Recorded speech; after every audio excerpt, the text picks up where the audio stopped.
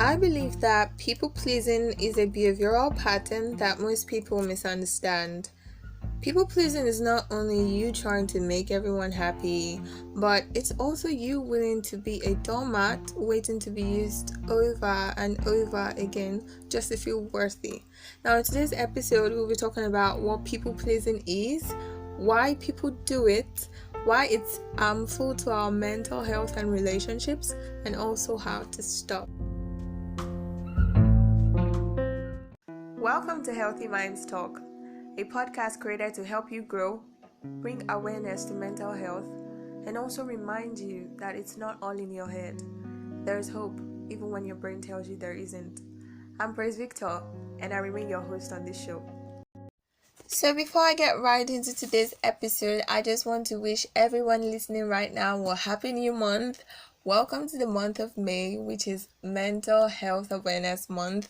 And I'm so excited for this because all the episodes starting from next week that are going to be released on this podcast are going to be focused on mental health issues. Now, and next week, which is Mental Health Awareness Week, we'll be talking about loneliness. And I really hope that you stay and also listen to that episode next week when it comes out. Now, back to today's episode. Before I start talking about people pleasing and what it is and why people do it and why it's harmful and how to stop, I would just like to talk briefly about my experience in people pleasing. Now, when I think of it, when I think back to like my teenage years when I was still trying to look for validation and acceptance in other people, I'd say that my experience in people pleasing started from my desire to fit in and belong somewhere, even though that meant compromising on my own physical and emotional needs. And although my efforts to please people always ended up in me feeling disconnected from myself, and I always hated myself after I did what other people wanted me to do, not what I wanted to do, but I still did it anyways. I had this belief that being there for everyone made me lovable. I felt that the only way people would love me is if I do something for them, if I just be there for them. So I let myself suffer in silence because in my practice of being there for other people, I was neglecting my own mental health. I was neglecting what I needed. I just let myself suffer in silence, and I was even ready to take the blame for other people's mistakes. I internalized other people's dissatisfaction and I made it my own problem. I just wanted to be there for people, and I'm not saying it's bad to want to be there for people, but sometimes you should put a limit, and that's what we call boundaries. I'll get right to it in the episode. It took a lot of lessons for me to learn that all the effort I put into making other people happy was at the detriment of my own happiness. I had lost my identity, my values, and my self-worth. The self-worth I tried so hard to find in other people, I really lost it. And I did all of that just because I needed validation. But even the validation that I got was temporary because it didn't really fill my emotional cup. So it's really crazy when I think of it now because I'm like, if I see someone that, if I could talk to my younger self, I would tell her that she doesn't need to be there for everyone, to do this and do that for everybody if she's not okay with it. And she should not just let herself be trampled upon and be used as a doormat for everybody to fulfill everybody's needs at the detriment of our own needs. But it's okay if you do not relate to any of these, if you do not relate to my own experience. There are other attributes of people pleasers that I've listed here today. And the first one is they fear confrontation. People pleasers fear confrontation. They are always quick to agree, even if they really disagree. They don't want conflict. And I feel like this stems from childhood trauma. Probably they grew up in an environment where conflict was dominant and they saw the effects of conflict, what it did to people, probably their parents or their caretakers, and now they want to avoid that same situation in their adult relationships. So they just avoid confrontation and they agree to anything just to avoid that experience or just to avoid triggering such memories. Now, another attribute of a people pleaser is they try to be what others expect them to be and not themselves. They are insecure and they think that they're not adequate enough, so they try to seek acceptance by pleasing everybody. They don't know their worth and they just want people to say nice things about them. This was basically relating to like my own experience. They care too much. People pleasers care too much about what other people are thinking about them. So they try to make everyone's comments favorable. And the last sign of a people pleaser that I'm going to be talking about is over apologizing. Now, I am not saying that if you make a mistake, you shouldn't own up to it. That's fine. You should totally apologize and be honest in your apology if you do make a mistake. But I also feel like you should not take responsibility for other people's mistakes and over apologize just because you still want to be friends with them or you still want them to be nice to you and stuff like that.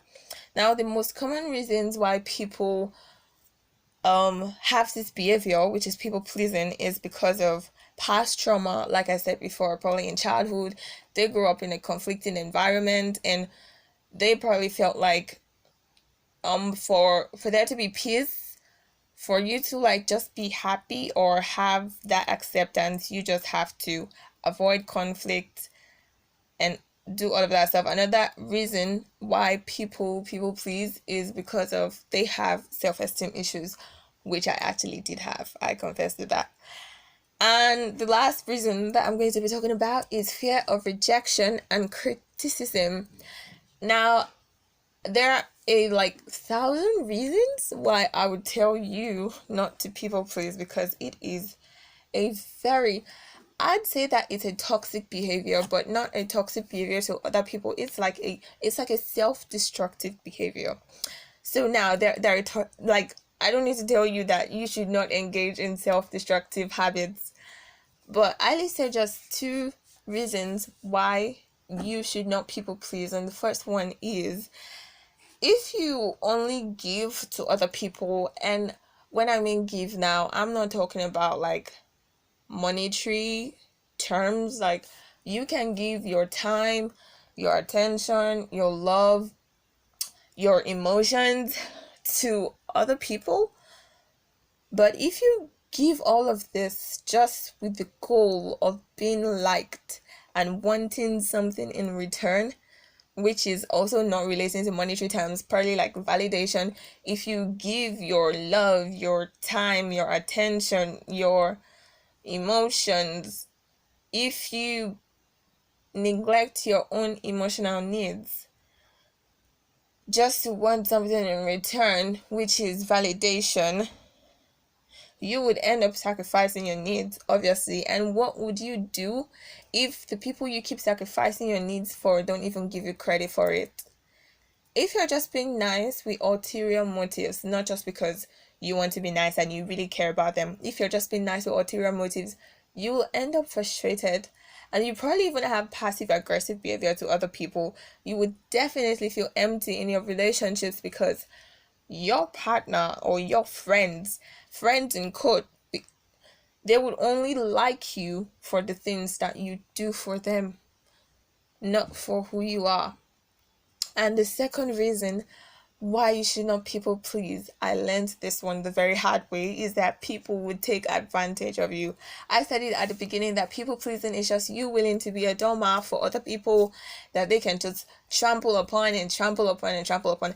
And I also think that when you people please, you actually take away that ability for other people to solve their problems themselves, because sometimes people make the wrong decisions and they don't want to take the responsibility for that. So they just come to another person and they offload all of that.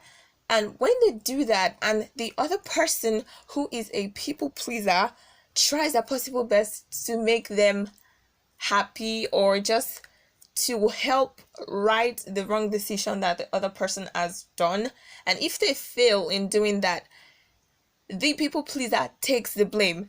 It's crazy. I don't know if you understand, but people will just take advantage of you, and they will keep blaming their own bad decisions and all of that. They will dump it on you. You like become an emotional dumpster, and they just dump everything on you.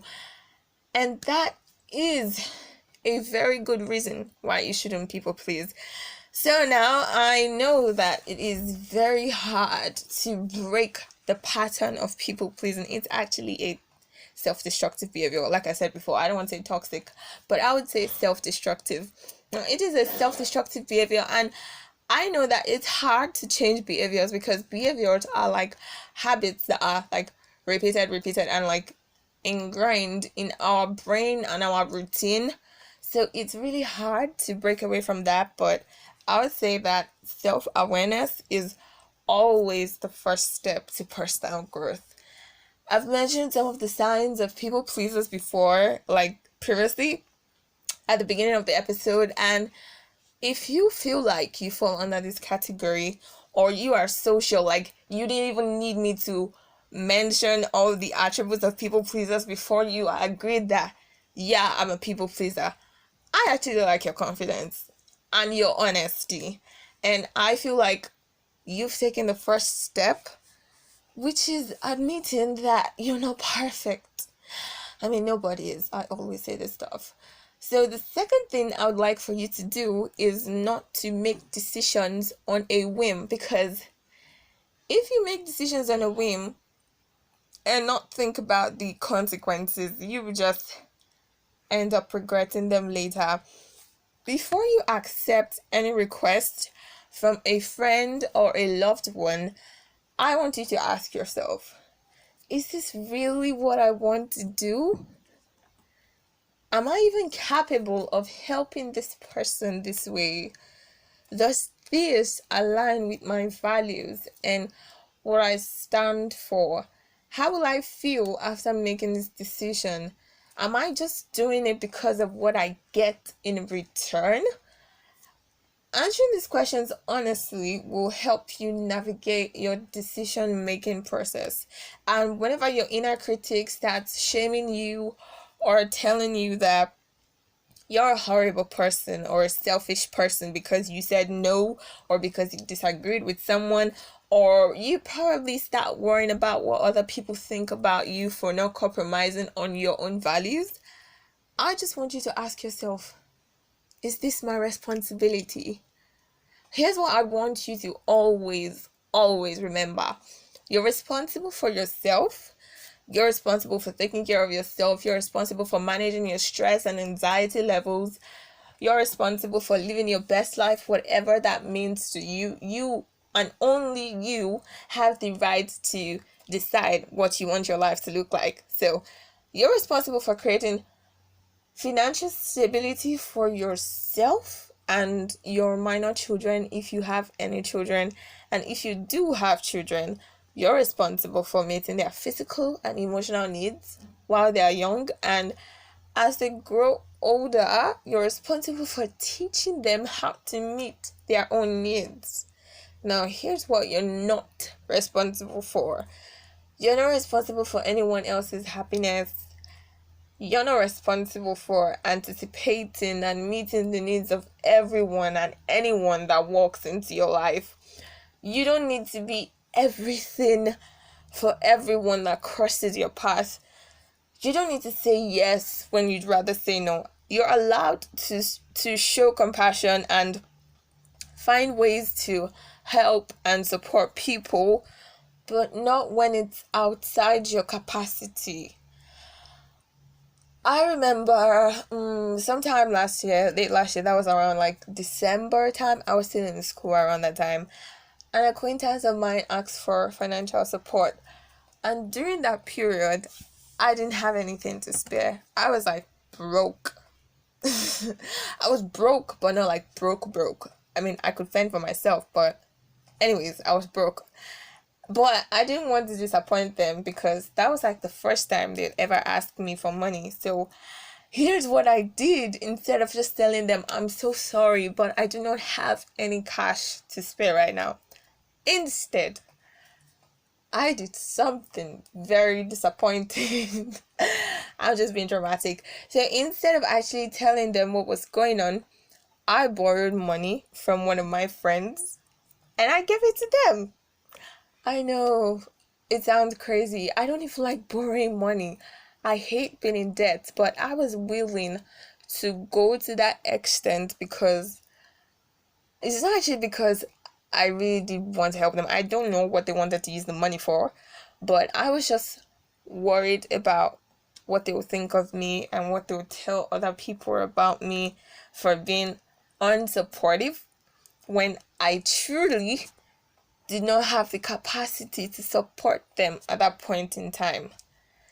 And the same thing goes for friendships. Probably your friend just started a business and you don't have the resources to patronize them yet. Don't go as far as being in debt just because you want to patronize your friend. Support them in any way you can. You can publicize for them, tell your other friends about their business, but if you do not have the financial capacity to support, don't burden yourself with that.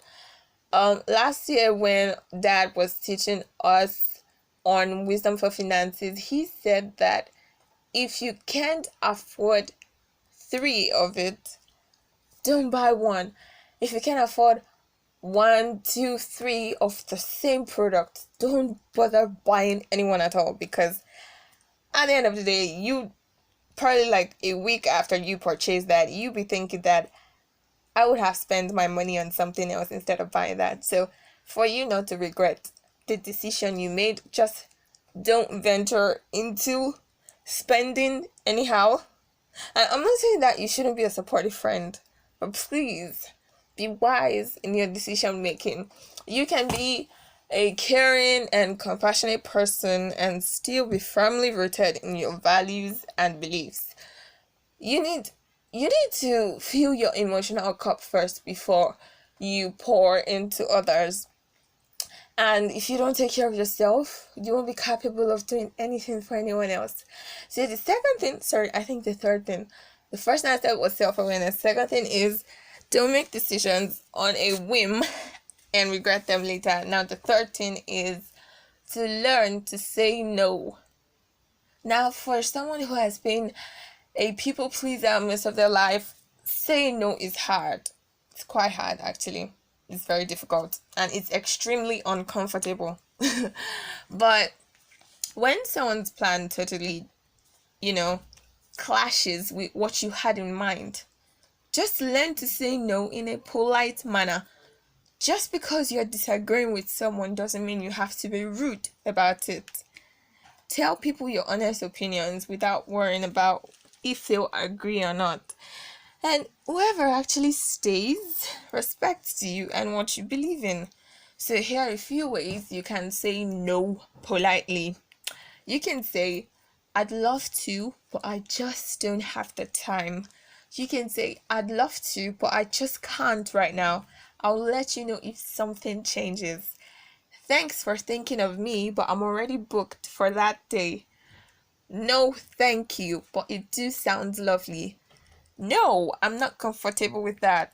I mean, to say no, you have to be clear of your vision, what you stand for, knowing the implications of saying yes, realizing that saying no is actually okay, and just keep your reply simple and respectful. Like I said, be polite. You don't have to disagree with someone else in a rude way. Next thing I want you to do is to work on your self-esteem. I said it at the beginning of the episode that having self-esteem issues is one of the reasons for people pleasing, which was like the major reason for my people pleasing. I needed validation from other people. So I just want to tell you that your self-worth isn't based on what other people think of you or the approval of others. It comes from you and no one else. You are worthy of love regardless of what you have to offer, regardless of what anyone else thinks about you. I mean, that's their business, that's their thought about you. I don't have to worry about that. I don't have to let that be the defining point for me to make my decisions and actions and all of that. Next thing I want you to do, rather, is to set boundaries. Now, I think I've talked about boundaries in like the second or third episode of this podcast. I can't remember. But like I said before, boundaries are for you. They are designed to help you keep your self-love intact and prevent you from being manipulated, used, or violated in any way. Boundaries sound like you affirming that I have the right to say no, and others also have the right to tell me no. You're not the only one permitted to exercise that. Other people too can tell you no. I have the right to make decisions and choices that are in alignment with my authentic self, and so does everyone else. I don't have to deny my opinion for the sake of someone liking me. You can't make everybody like you. For heaven's sake, even when Jesus was on this earth, not everybody liked him. Why are you trying so hard to make everybody like you? You're not responsible for other people's poor decisions, nor is anyone actually responsible for your decision. If you make a wrong decision, you have to be accountable to that. Same thing goes for if you make a right decision. Knowing what you're responsible for and what you're not responsible for, and also acting on that, because it takes more than just knowing. It takes actually putting in the knowledge that you know into action. So knowing what you're responsible for and what you're not responsible for, and also acting on that, is an easy way to set boundaries. The last thing that I want you to do is to ask for help. Now, as I've previously said, it's not easy to just stop a pattern of behavior, especially when it's like as a result of childhood trauma.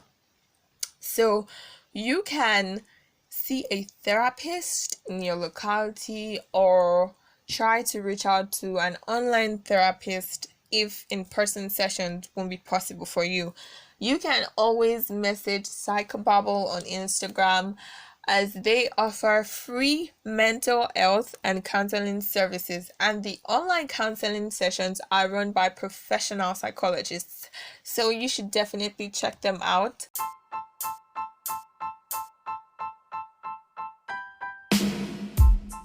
Thank you guys so much for listening to today's episode of the podcast. You can subscribe on the podcasting platform you're using to listen to right now, and don't forget to follow us on Instagram at This My Little World, and Twitter. I changed my Twitter username. I'll put that in the description. And have a wonderful month. May is such a beautiful month that I am looking forward to. I'm already in the month, but I'm looking forward to the experiences that will happen this month. And it's Mental Health Awareness Month, which makes me so much more excited. Thank you guys so much. I will see you next Monday, where we talk about depression and loneliness. And I can't wait to share what I have in store for you guys.